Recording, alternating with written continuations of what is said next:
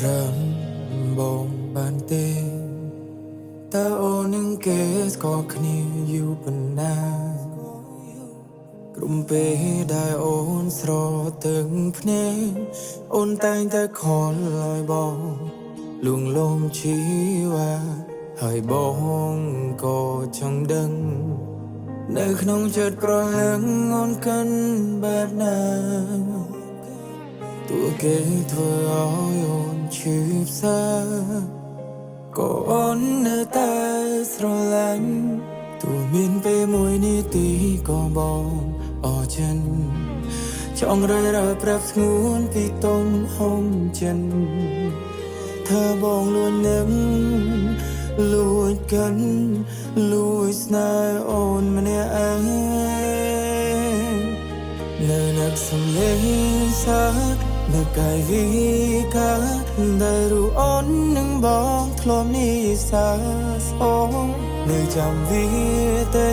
ឬភ្លេចហើយនោះលោកជួយប្រាប់ផងរូបបងជុំដើមតើគេម្នាក់នោះ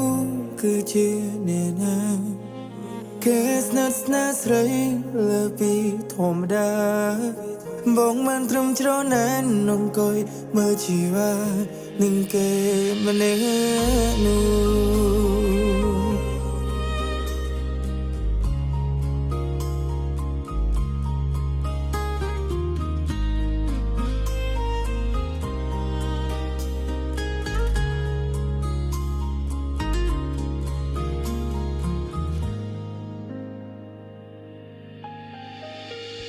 ហើយបង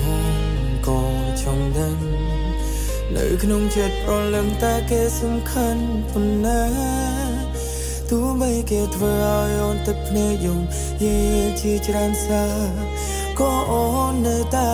ស្រឡាញ់តែមានពេលមួយនាទីក៏បងអរចិន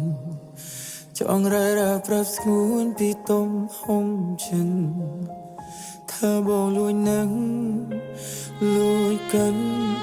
លួចស្នេហ៍អូនម្នាក់ឯងនៅនឹកសំឡេងសានៅកាយវិការដែលរូបអូននឹងបងធ្លាប់នេះសាស្អូនៅចាំវាទេឬភ្លេចហើយនោះលោកជួយប្រាប់ផងរូបបងជុំដើមតើគេម្នាក់នោះគឺជាអ្នកណាគេស្និទ្ធស្នាលស្រីលើពីធម្មតាបងមិនត្រឹមច្រណែនអង្គុយមើលជីវ៉ានឹងគេម្នាក់នោះ